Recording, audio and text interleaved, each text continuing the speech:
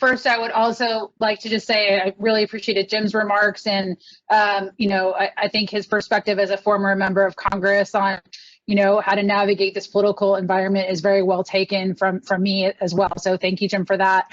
I wanted to start with again my thoughts about Barry Worthington as well. I started at APPA when I was previously at APPA for 15 years.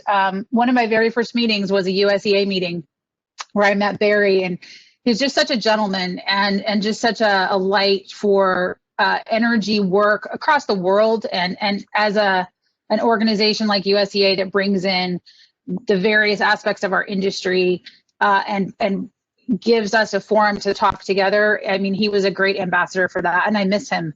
So, and just best wishes to Sheila. She has taken the reins and moves USEA forward. I'm glad you're having this forum again. I am wearing, I've cobbled together the red and the blue to sort of look at this, bipartisan world we should be living in, as well as the colors of USEA. So just that's another homage to the work that you're doing here. So I'm just going to kind of start off really quickly, as Jim touched on a little bit as well for the co-ops, about COVID-19 response in 2020. As much as we don't want to look back to what was a very challenging year, I do want to highlight a few things that we worked on as public power to bring us forward into 2021. We, like others in our industry, like the co-ops, like the investor and utilities, I think did a really amazing job, and this is not me speaking for myself, but really our member utilities did an amazing job responding to this pandemic. Many of them did have pandemic plans in place. They might not have, been readily on the shelf, but they were there. Many of them had exercised, some of them had exercised pandemics in the past, these kind of high impact, what we call high impact, low frequency events, meaning things that don't happen often, but when they happen, they can have a big impact on our industry. As an industry that plans for redundancy and contingencies, I think we put that into play very early on in the pandemic from an operational standpoint, and identified the workers who were the most essential to keep safe, recognizing others in our industry needed to remain safe as well, but we're able to put in really strong protocols for the most essential workers. So the control room operators, the power plant workers, the line workers who actually had to come in, even during the time in the pandemic where we didn't understand the nature of this virus like we do now. And that worked very well. And I think the other thing about our industry that's important to understand and to remember that we were dealing with in the middle of this pandemic is storm response. We had major hurricanes in the Gulf, and actually a tropical storm that hit the Northeast that was not really expected, kind of Northeast Mid-Atlantic. And we had planned from the beginning of the pandemic for that eventuality. We weren't sure how strong the storm season would be in 2020.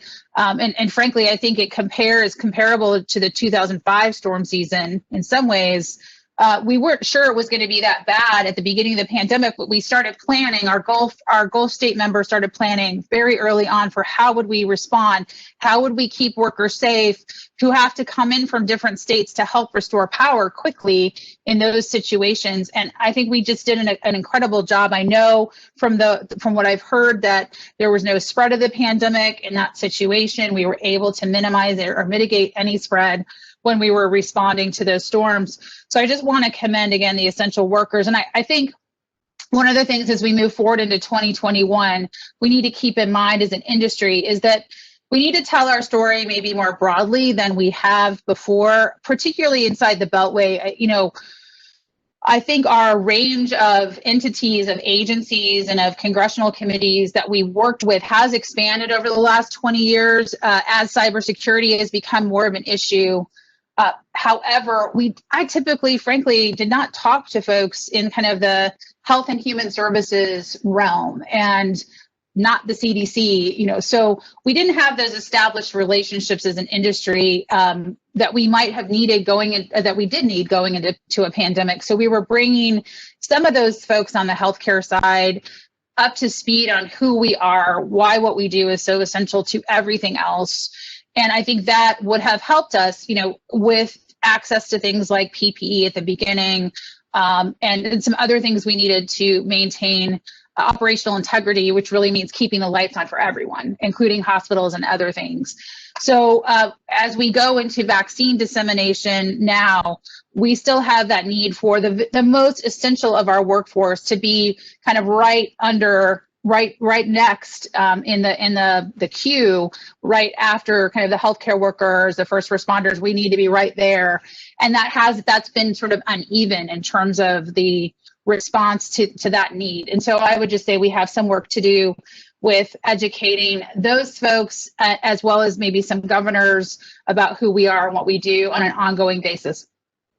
So with that, in terms of priorities for 2021, Public Power is also not-for-profit, and we serve our communities, on a not-for-profit basis, and we feel like they're our customer owners. Our communities, our customers in our communities are our customer owners. And so, our communities have also been hit in kind of an uneven way. Some of our communities who serve largely residential customers were not really negatively impacted from a demand standpoint, from a load standpoint by the pandemic. And in fact, they may have had a little bit of an increase in their load profile because many people were working from home, as we know.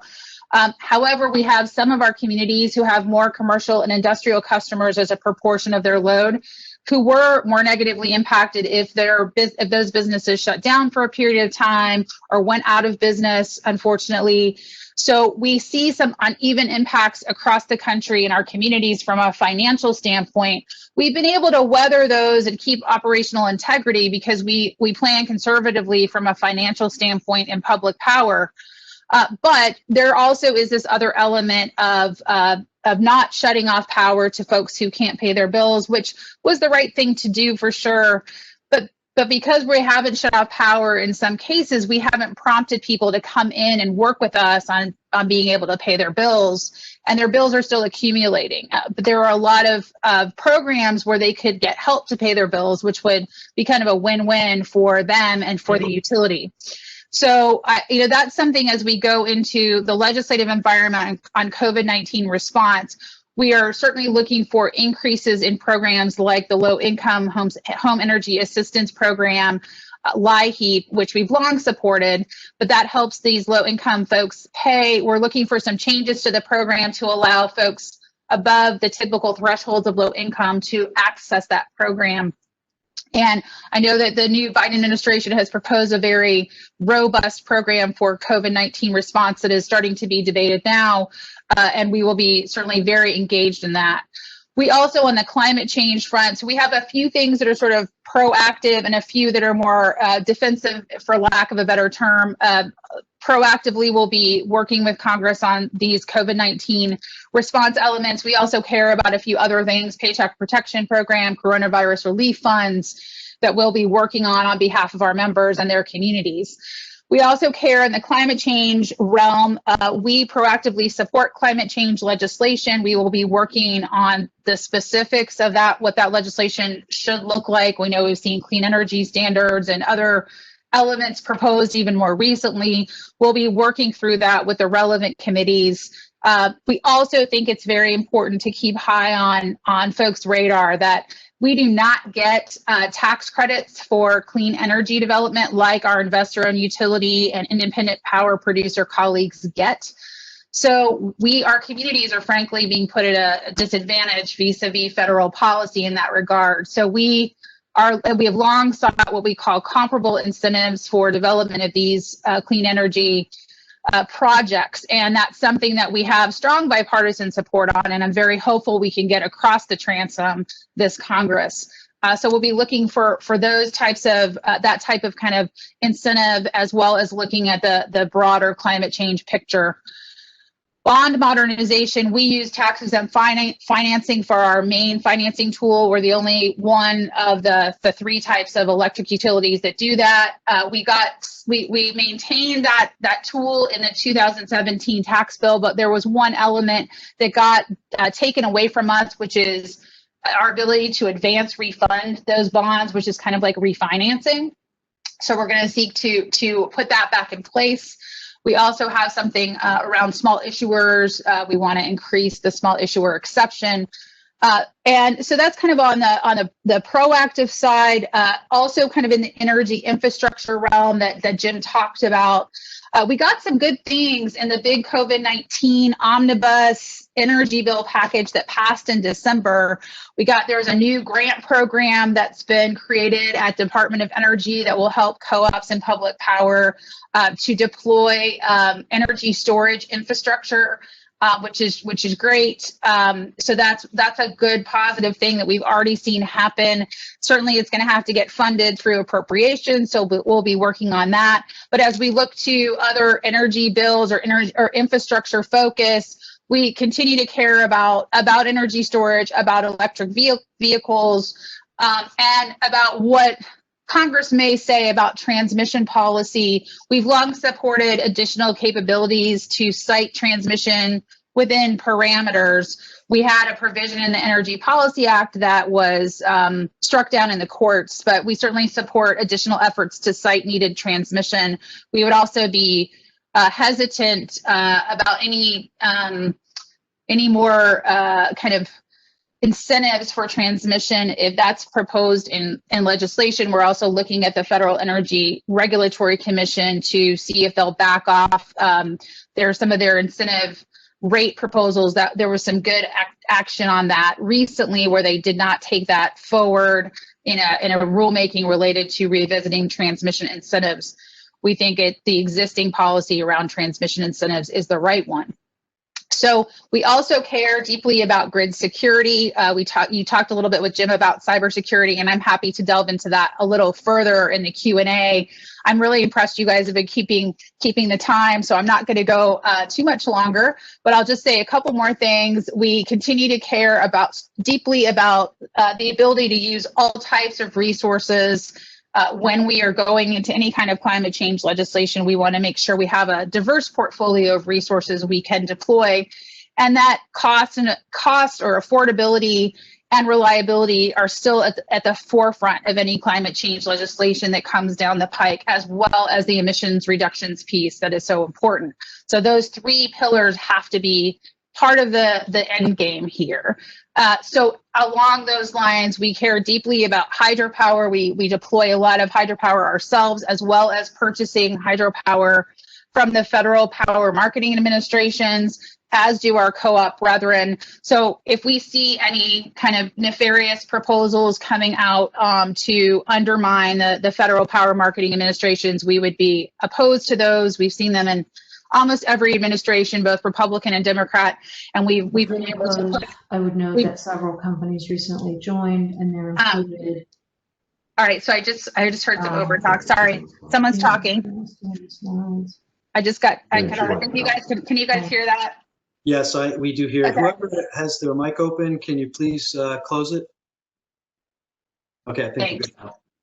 So we would certainly work with the co-ops to oppose any kind of what we would consider nefarious activity related to the federal power marketing administrations, as well as the Tennessee Valley Authority, where our members also reside and get wholesale power from TVA.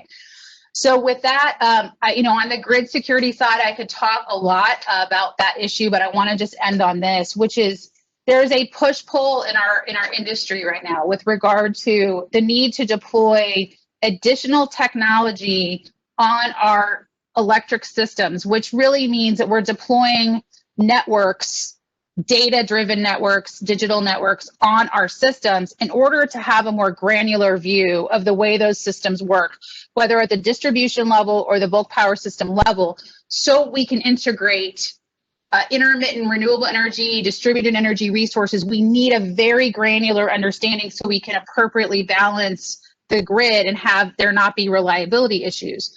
Putting that kind of technology on our grids comes with a cybersecurity risk.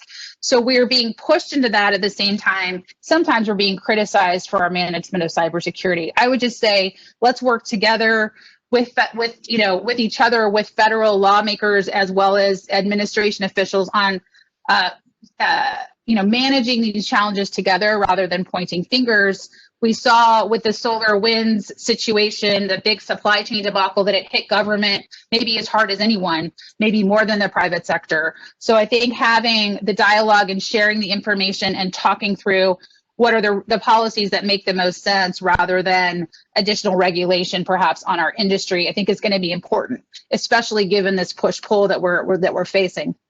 Maintaining grid integrity, but while also looking to the future and managing those new technologies. So with that, back to you.